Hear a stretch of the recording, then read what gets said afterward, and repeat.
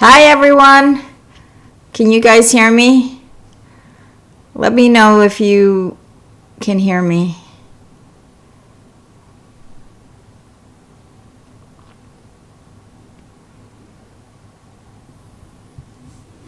Give me a shout out that you can hear me and you could hear me well.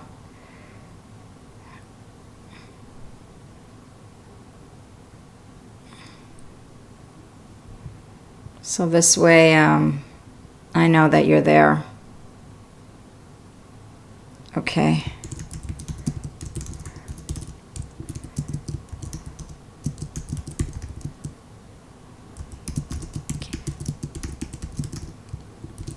Oh, great. Oh, great. Okay, so you guys can hear me. That is so wonderful. Well, welcome to my live session number 2. I'm an amateur at this because I've just started last week, and last week something happened to my streaming at the end. It froze.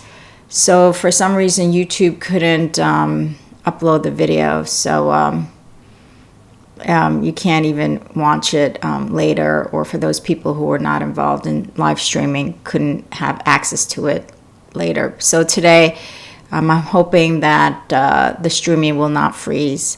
So sometimes we have technical glitches and we just allow and let it go. Good morning to everybody. Just before this live streaming, I did a little meditation to allow God and the universe to work through me as I'm serving as a pencil for God, so that I could be of help to you and serve you in the best way. So let's all begin and really join our energies together and do a little meditation first. Let's begin with a little meditation so that we can really feel the energies of this group and also send it out to the universe. So just sit comfortably or lay comfortably wherever you are. Just allow the full presence of now. Be here now. Let go of whatever is in the past. Let go of whatever you're thinking about in the future. Our power is always in this present moment, right here, right now. Let's all be fully present in the now.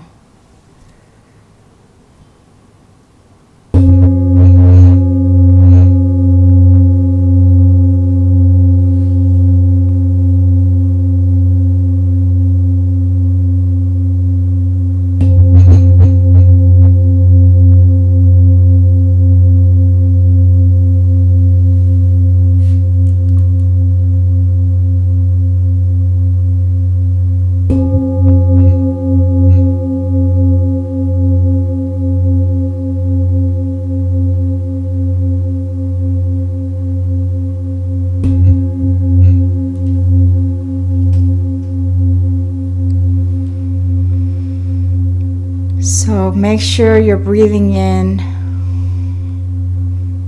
with the full intention of bringing in loving light, compassion, the truth of who you are, which is that pure positive energy of God and love.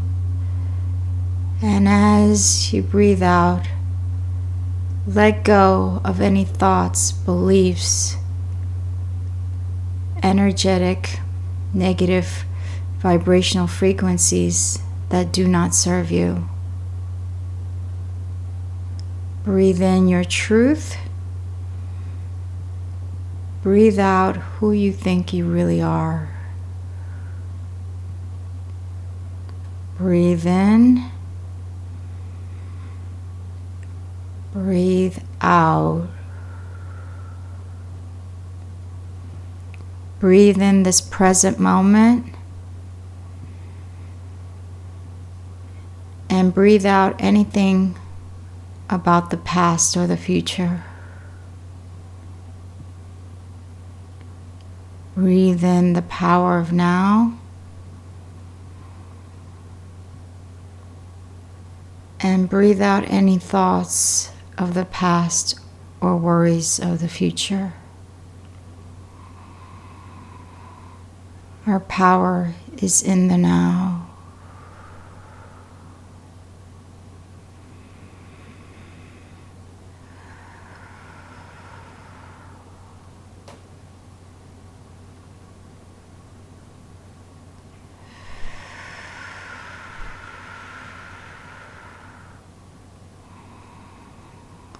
I quote from the great Ram Dass, one of my spiritual teachers. The power of God is within me, and the grace of God surrounds me. The power of God is within me, and the grace of God surrounds me.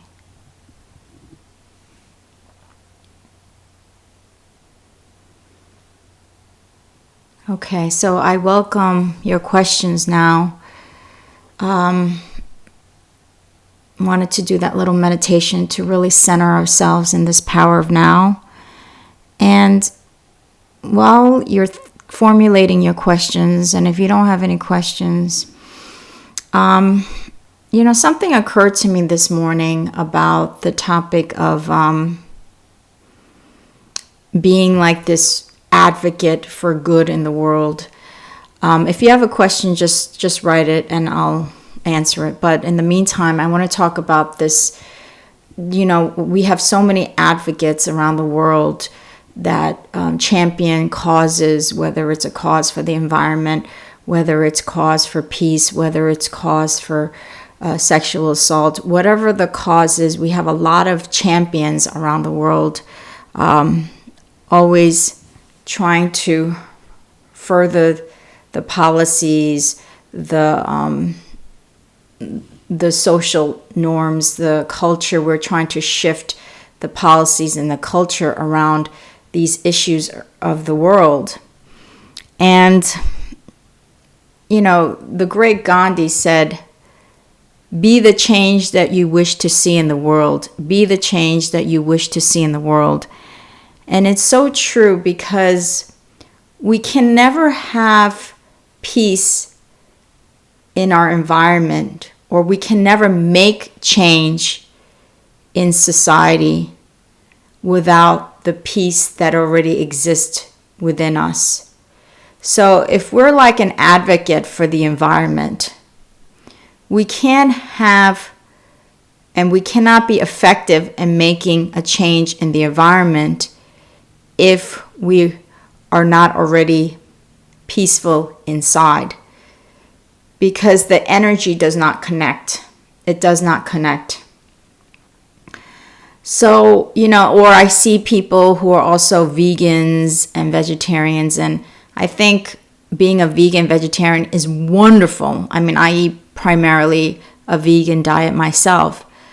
But you can't make real change in veganism unless you have real change within yourself. Because sometimes I see people who are so angry at other people, when they're saying, oh, you're not a vegan, and they become very angry and they want people to be vegan, but you can't affect other people to be vegan unless you have peace within yourself.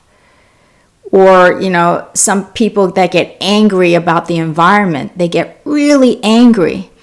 And that anger obviously prompts them to make change. But again, you can't really be effective as an environmental advocate or change for the environment if you don't have that inner peace. So what I'm saying is it's great that we're all trying to be an advocate for social causes, and I think we should. If you feel called to do it, you absolutely should. But the point I'm trying to make here is that we can't be effective in affecting change if we don't have the peace within ourselves. That is the foundation for any change to really happen, because you can't change the outside world unless you've changed your inside world. So Cindy asks here, how do I heal the grief of losing my beloved son, Elijah? I feel frozen since September 7th. I can't seem to find my purpose. Health is suffering. Oh, Cindy. Oh, Cindy. First of all, I want to let you know that your son, Elijah, is always with you. Death, and this is one of the things, and I want to do a video about death and go really into what death really is. Death is just a transition into a different form. Death is really just a transition into a different form. Your son Elijah is fundamentally, and we are all fundamentally, this non-physical energy consciousness, meaning that when our bodies go, that energetic non-physical consciousness still remains. That's why when you have really good mediums who are really good, there are a lot of mediums who are not very good. What they're doing is they're channeling that consciousness that is eternal. Elijah is an eternal, and all of us are eternal consciousness, non-physical being. And that doesn't mean that that's going to take away the pain of your missing your son, Elijah. That's never going to, you're always going to think of him. You're always going to miss him, right? It doesn't take the suffering and pain away. And so what I tell you, Cindy, is he's with you. And he is telling you that he's with you. But we have to start, first of all, I want you to take the time. Oh, you said since 2015. I want you to work through the time that you need to take to allow this pain to work through you. I mean, it's a huge pain, and I want you to allow it to work through you. I don't want you to say, oh, well, Elijah's here, and why am I, still in pain? I want you to acknowledge that pain. But I want you to sit with it or meditate on it. I want you to meditate on this pain. So meaning that, you could sit quietly in the morning or in the evening, and you can have a vision of Elijah in your mind. Bring him, he's with you. But the thing is you have to connect with him. You have to make that connection to his eternal consciousness. And once you start making that connection to his eternal consciousness through your meditation, you will always feel, and you will feel more and more that he's with you more in spirit than he's with you in the physical form. That his presence is with you everywhere and anywhere and all the time. But the key is to connect to his energy, is to connect. And I think the lack of connection is what makes us feel that suffering and pain. Makes us feel that suffering pain. Because sometimes when I meditate, my late sister, I have a late sister son. I always say she died of years of stress and unhappiness, and cancer were some symptom. When I meditate sometimes, I have a vision of my sister's son with this red shirt, her hair pulled back, white, beautiful linen pants. And I could feel her presence. I could feel her love. And all of a sudden, tears just start dripping down my face. I just think about it now, and the tears are almost dripping down my face. It's because when you feel the connection of that energetic, non-physical consciousness that always exists, you will know. And your pain and suffering will lessen and lessen and lessen. So the key here, Cindy, is to connect to his consciousness. Connect to his ever pervasive being in this current state. He's here with you, right here, right now. And of course, we all know that whenever we lose a loved one, there's always going to be some pain and suffering. And you want to acknowledge that. And you want to move organically and gradually towards connecting to his non-physical consciousness. I hope that helps you, Cindy. Okay, good. Okay, good. Thank you. Ayahuasca Retreat. Okay. John Sear, he's recommending a psychedelic avenue, which may or may not work. I'm not against psychedelics, but I don't think it's necessary to do an ayahuasca retreat to be able to connect to your beloved consciousness. But, again, Cindy, it's your soul's path, and you will know what journey to take. But, oh, you're crying too. Yes. Let's all do a little prayer for Elijah and meditation so we can all connect to his energy. Dear God, dear Spirit, dear Universe, thank you for allowing us to gather together here to do a group healing and meditation for Cindy and Elijah. For Cindy to connect to her beloved Elijah. Please allow her to feel his pervasive consciousness and energy, loving energy, work through her, around her, as we know that it exists. We are so grateful for your support and guidance and help. And whatever path the Cindy takes, please guide her to her highest good, to connect with her beloved Elijah. We thank you for your unconditional love and blessings. Amen. Okay. Bessa. Okay, so if anybody else has any other question, please do so. Oh, you're welcome, Cindy. I love you too. We love you. We love you. You're unconditionally loved. You're unconditionally worthy. And Elijah is always with you, and his energy is saying that I am with you. I'm present with you. I love you, Mom. So I wanted to go back to this thing about social causes and being this huge advocate for social change, whether it's environment, whether it's sexual assault, whatever it is, whatever that cause is. The point that I was trying to make before is that when we're trying to change and make a big sweep change, whether it's, the environment change, which is huge and massive, and it's big, it's a massive change.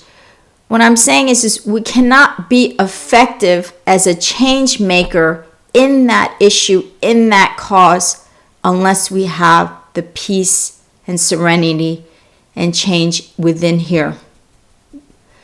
We can't make any everlasting change in the outer world if we don't make the correct change in the inner world.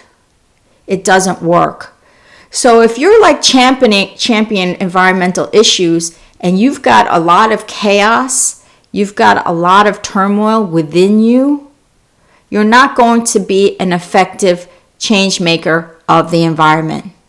You cannot be. If you're an angry person, if you're a fearful person, if you're a person who has a lot of frustration, and you're trying to change the world and the environment, you can't be an effective change maker unless you already have that inner peace, the inner stillness, the inner centering. It doesn't work. So basically you're just spinning your wheels. So I see what I see in the world is that, a lot of times, even political change. One of the great things I see is people trying to make these massive political change. And I think, wow, that is amazing. That is amazing that you want to make this political change.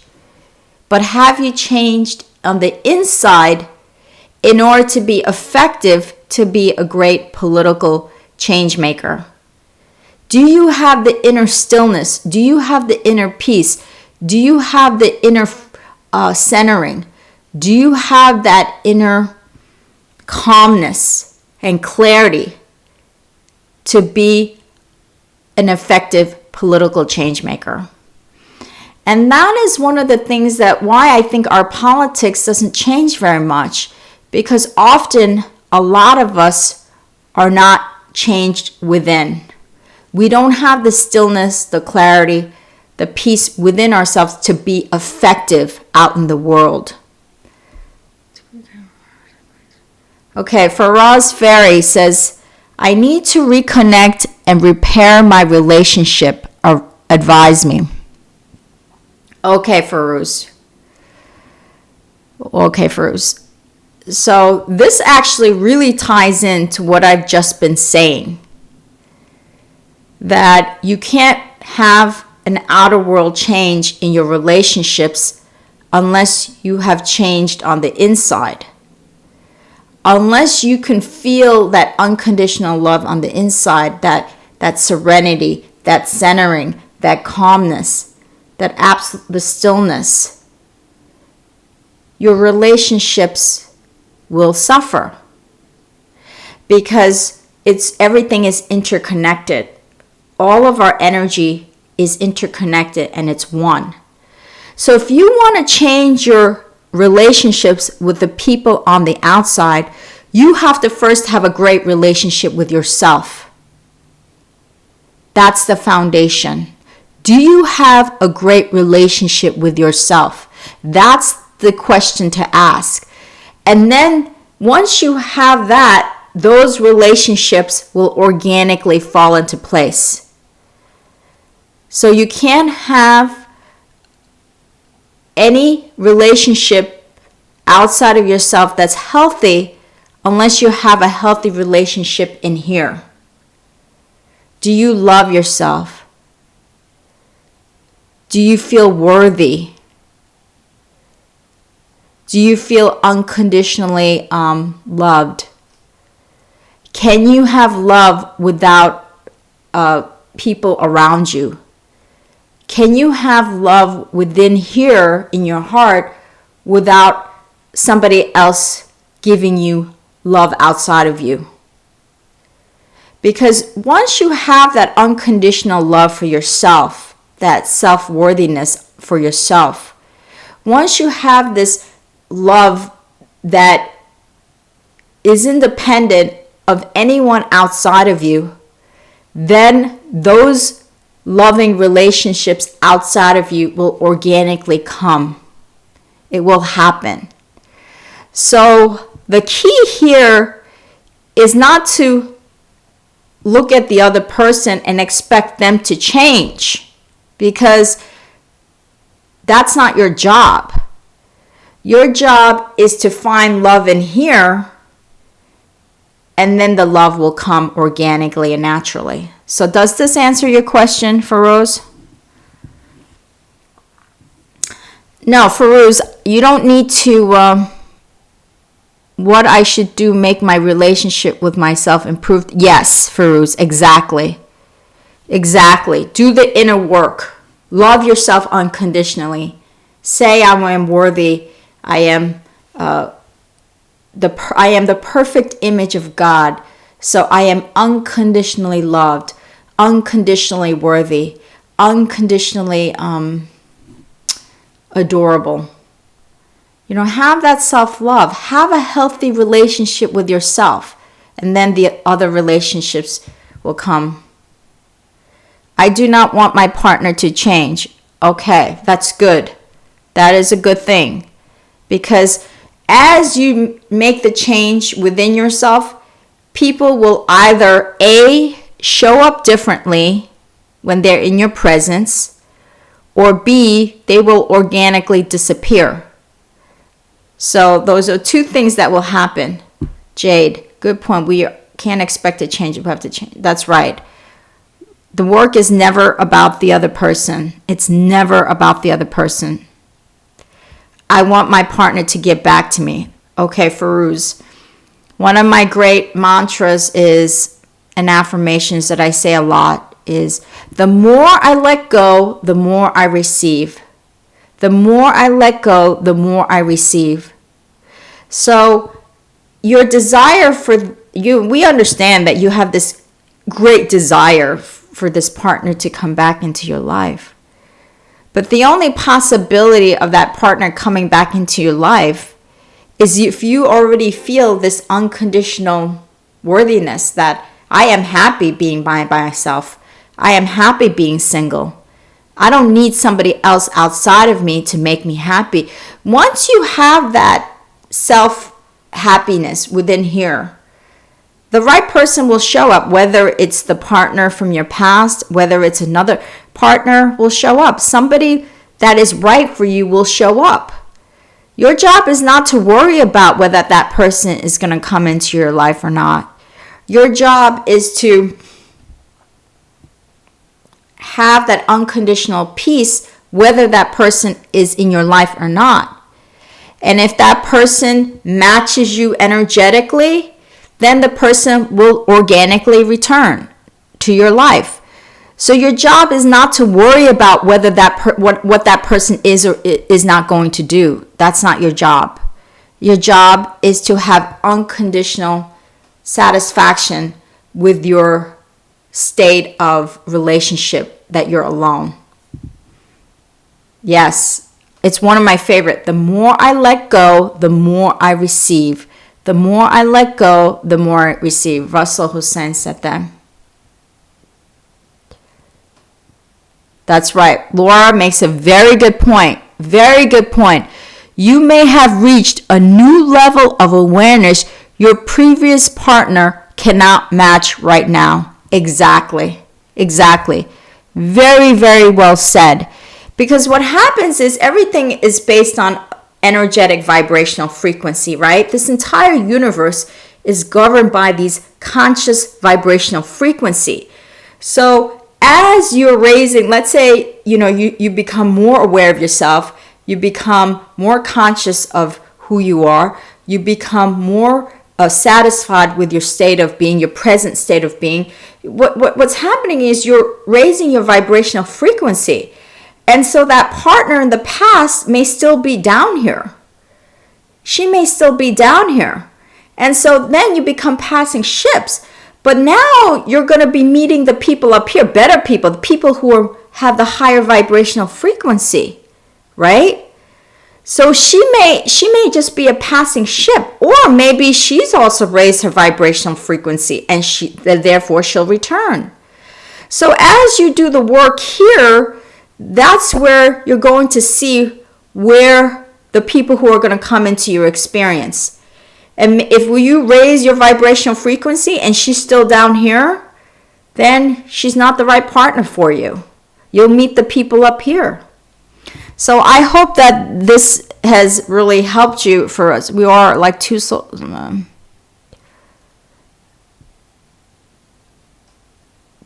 Is there a way to clean the mistakes that I have done in the past? No, because thinking about the past is fruitless. There's no mistakes. You can't, there is, there's this human concept of mistake. But in terms of the universal higher consciousness, the universal energies, the spiritual energies, there's no mistake. There's just a journey. And so Abraham always says, if you're going to New York to LA, and let's say you've taken a more longer route, you've gone, you went to Canada before you went to LA, you're taking a different route. Oh, that's a mistake. I shouldn't have taken that route. But it's not a mistake. You're not looking to go back. You're just going from wherever you are right here, right now, is to move forward. Because that journey that has happened in the past is part of your karmic journey. But what you're trying to do is learn from that karmic journey. So you don't want to say that was a mistake, because nothing is a mistake. The way the divine universe has ordered it so perfectly that nothing is a mistake. So when you have a concept in your mind that something in your life was a mistake, you're holding yourself back. You're not moving forward. You want to move from where you are now. You want to meet yourself from where you are now. You don't want to meet yourself. So if you're here now, if you're here right now, you don't want to go back. You don't want to think about this. This is fruitless. This is irrelevant. You want to go this way. You want to move forward. And so thinking about all this stuff is not moving forward. You want to meet yourself where you are at currently and then move forward from it. So this concept of mistake that humans conjured up in our mind is a false one. There's really whatever has happened here in your past, that's fine. That's not a mistake. That's not a mistake. You have to meet yourself where you are right here and then move forward. No, you haven't made a mistake. Okay, Genevieve.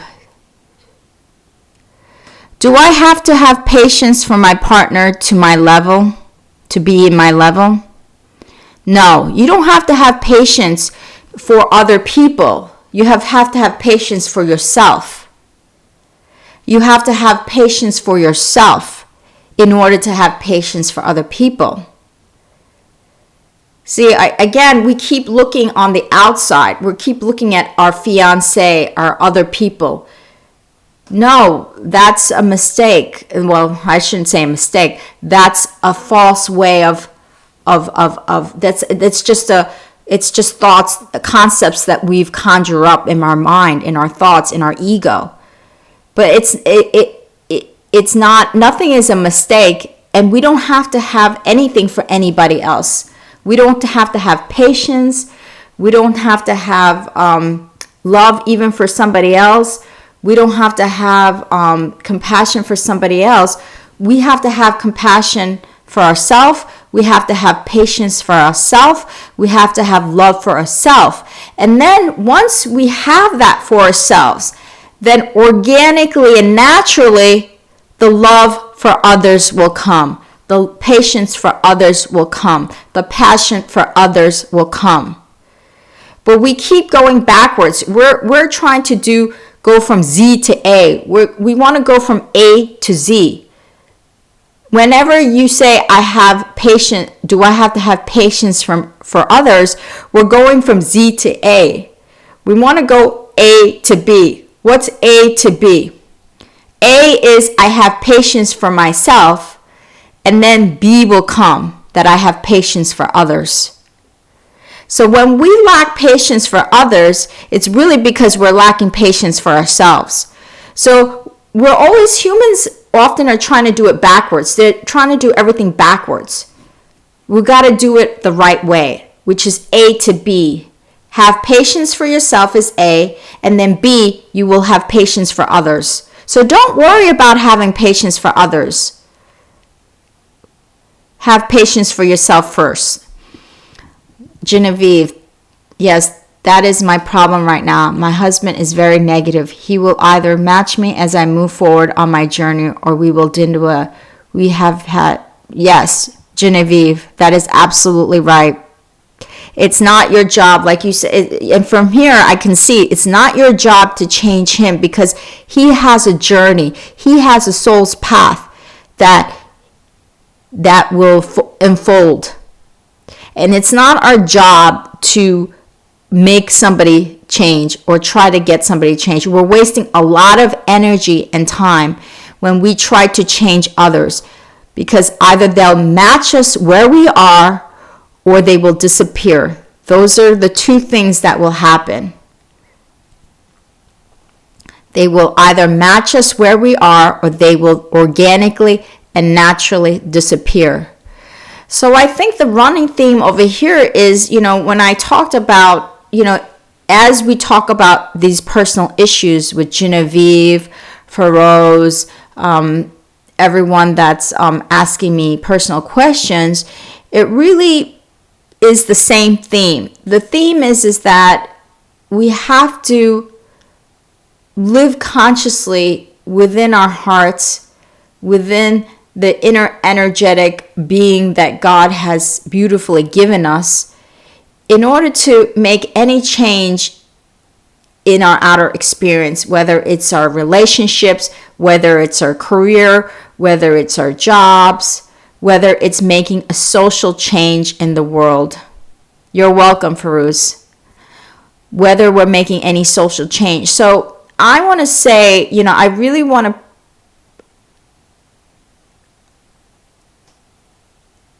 Yes, Genevieve. Yes, thank you.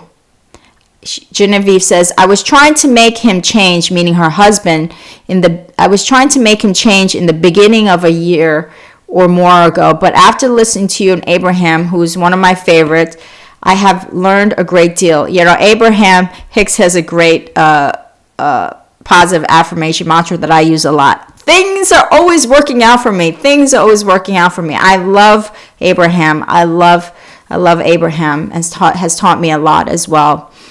So one of going back to this bigger theme of being these like advocates of change for social causes, whether it's political, whether it's social, I see so many people go out in the world and protest. They protest. And I think it's a great thing when people protest, because change doesn't happen unless you speak up, right? But what I'm seeing, the issue that I'm seeing is that when you go out and protest, are you in the state of being that allows you to affect that change when you protest? Because you could be protesting and nothing can change. You could be protesting and just things stay the same. Nothing has changed. Politically, socially, culturally, nothing has changed. And why has nothing changed? Because the change, when you go out and protest, you have to have the inner stillness, the inner equanimity, the inner calmness, the inner peace. And that will allow for the change to be effective. So this is what I'm seeing. I'm seeing so many people protest out in the streets and making so many protests, but they don't have the inner peace. They don't have the inner equanimity. And so when they go out and protest, it's ineffective. They're not really making any real change. And so this is something that I've noticed in our political culture, in our social culture, even in our sexual assault culture. A lot of people are coming out and saying, oh my God, the sexual assault is horrible, it's horrible, and they're protesting. But they're protesting without that inner change. So to be effective as a change maker, you have to come in with a higher vibrational energetic frequency.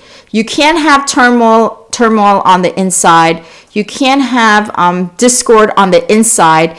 You can't have disharmony on the inside and think you're going to be effective as a change maker out in the world.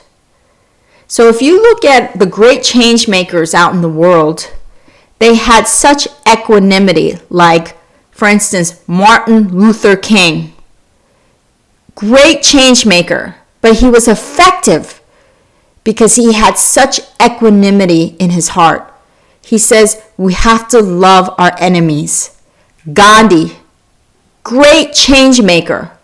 And why was he so effective? Because he had such equanimity in the inside.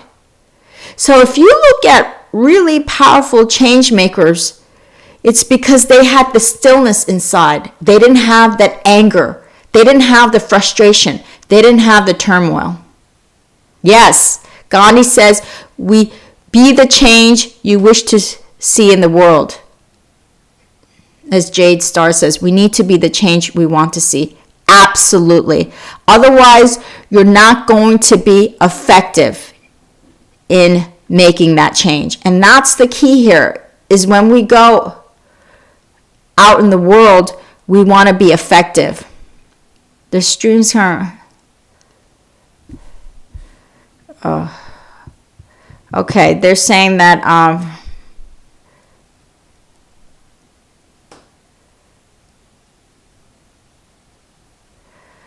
Okay, so I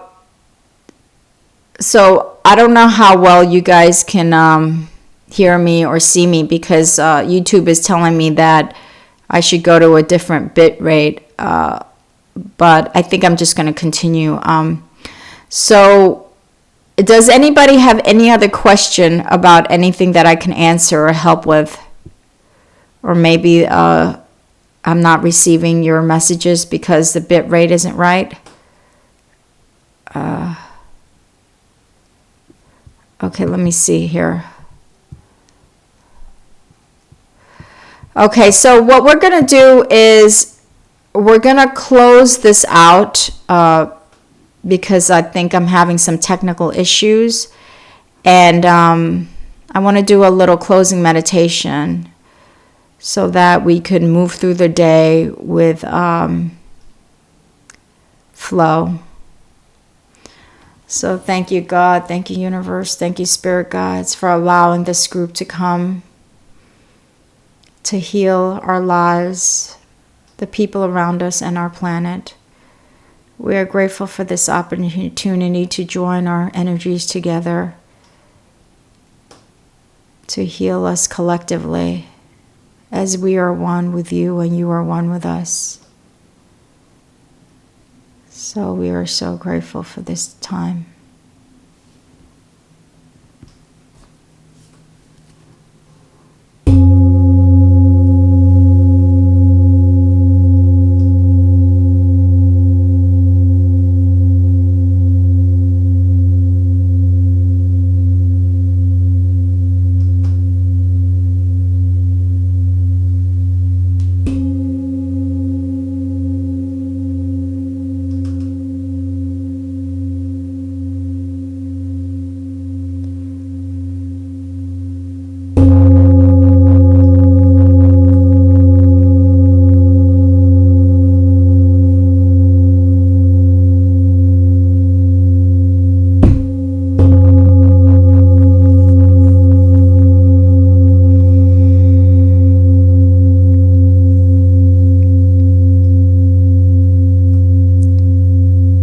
The power of God is within me, and the grace of God surrounds me.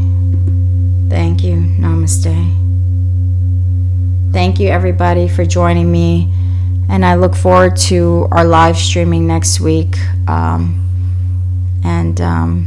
I wish you a beautiful week in the meantime, and know that God and the universe is unconditionally loving you. Thank you. Bye. I love you.